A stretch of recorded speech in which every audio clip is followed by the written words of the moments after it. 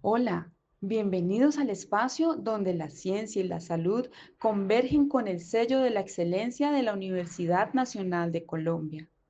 Únanse a nosotros en este viaje de aprendizaje y descubrimiento para entender mejor el fascinante mundo de la salud. Bienvenidos. ¿Qué pasa también con los estudios transversales? Hay unas características y unas ventajas y desventajas principales de estos estudios que vamos a tratar de entender en este momento. Entonces, primero, se usan principalmente para conocer la prevalencia de la enfermedad y los factores que explican la enfermedad. Es muy importante que la muestra sea aleatoria y no a conveniencia para no generar sesgos y problemas, principalmente porque si yo fuera, si yo fuera a hacer el estudio de depresión e insomnio, yo invito, hago por ejemplo una tarjetica o pongo en redes sociales quién quiere participar, entonces muy probable lo que van a aparecer son personas que de hecho tienen o depresión e insomnio. Entonces voy a estimar una prevalencia muy alta de depresión cuando no es lo real.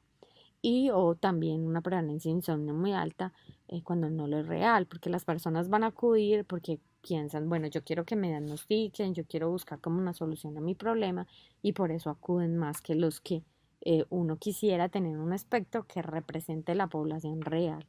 Y hacer ese tipo de cosas también puede generar asociaciones que no son reales entre la exposición y el desenlace.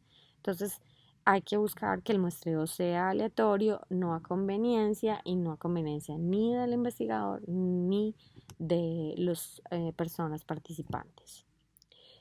Un problema es que no nos va a contar cuántos casos nuevos, nos va a decir quiénes tienen la enfermedad.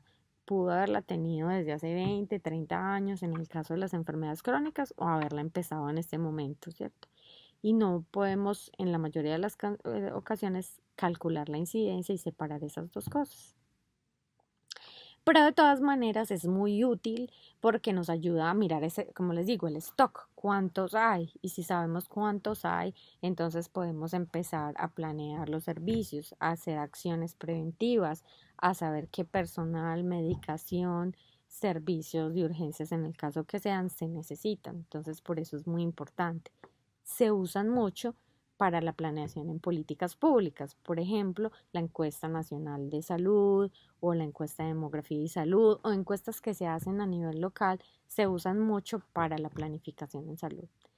Y se pueden agregar preguntas que no solo midan, eh, por ejemplo, en este caso, en nuestro ejemplo, de la depresión o midan ansiedad, sino que miran las necesidades en salud.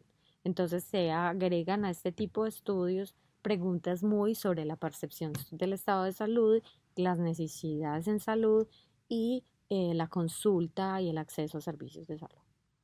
Entonces es muy bueno para describir ese fenómeno que estamos estudiando a través de diferentes poblaciones en edad, conocer quiénes son los adultos o los niños, quienes están presentando mayor severidad de síntomas, en qué áreas de una ciudad geográficamente están distribuidos más los casos, si son personas de estrato alto, medio, bajo. Entonces podemos describir el fenómeno muy bien y ayudarnos, por ejemplo, a intensificar acciones de salud pública o acciones educativas o acciones de tratamiento, por ejemplo, jornadas de salud en regiones, en lugares específicos o población específica. Y nos ayuda a explorar cuáles son esos principales factores de riesgo y protección, porque los factores de riesgo y protección y su peso varían a través de poblaciones, entonces nos permite saber cómo se distribuyen en nuestra población y poder enfocar las acciones preventivas básicamente. Por ejemplo, si en mi población el, el tabaco el tabaco está asociado pues con enfermedad cardiovascular, pero de pronto en mi población no hay tantas personas que fuman, entonces ese factor tendría menos peso en mi población comparado, por ejemplo, con otro que pudiera ser más frecuente, como el sedentarismo. Entonces, como estas cosas cambian de población en población y en el tiempo, entonces nos permite mucho explorar eso, cómo cambia y cómo vamos a hacer acciones desde la medicina y la salud pública. La ventaja de estos es que es poco costoso en general, a no ser que sea en la encuesta nacional de salud, son fáciles de ejecutar en general y requieren en general muy poco tiempo comparado con hacer un estudio de cohorte y seguir las personas para estudiar los factores de riesgo. Por ejemplo, si fuéramos a hacer un estudio de enfermedad cardiovascular y sedentarismo, nos tocaría tener unas personas sedentarias y otras que no son sedentarias o tienen actividad física y es seguirlas por un tiempo largo para mirar si desarrollan o no enfermedad cardiovascular. Y si lo que queremos hacer es tomar decisiones, entonces pues no nos tomaría demasiado tiempo para tomar decisiones y actuar en este momento que es que necesitamos hacer algo. Entonces por eso se usan mucho y se usan mucho en lugares que no tienen recursos para hacer estudios largos de cohorte. Y lo chévere, como hablamos, es que se puede estimar la prevalencia, que eso es una medida muy importante de morbilidad. También tiene unas desventajas que hablamos algo antes, es que no podemos determinar la causa exacta, ¿cierto? Porque no podemos la exposición, no precede la enfermedad, entonces no sabemos si fue primero el huevo o la gallina y eso nos dificulta hacer conclusiones causales, ¿cierto? La segunda es que como es una foto, ¿cierto? Lo que tenemos es un sesgo que se llama incidencia-prevalencia y también un sesgo de mortalidad. Entonces, el primero es que no podemos separar la incidencia de prevalencia y si es una enfermedad crónica que tiene buen tratamiento y buen acceso a servicios, entonces va a haber muchos casos, aunque puede que los casos nuevos sean muy pocos, entonces va a haber un stock muy grande de la enfermedad y a la vez se han podido morir las personas con las enfermedades más graves y con mayor factores de riesgo. Entonces no vamos a tener todo el espectro de la exposición y medir ese gradiente entre más exposición, más enfermedad, se pone un poco difícil en estos estudios por este tipo de sesgos. A veces también hay problemas en medir y definir la exposición, principalmente porque lo que uno hace en estos estudios es preguntarle a las personas por cosas del pasado.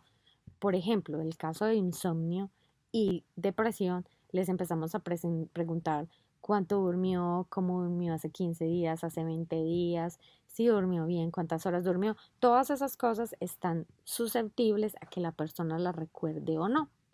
Y entonces lo que hay es una imprecisión en la exposición.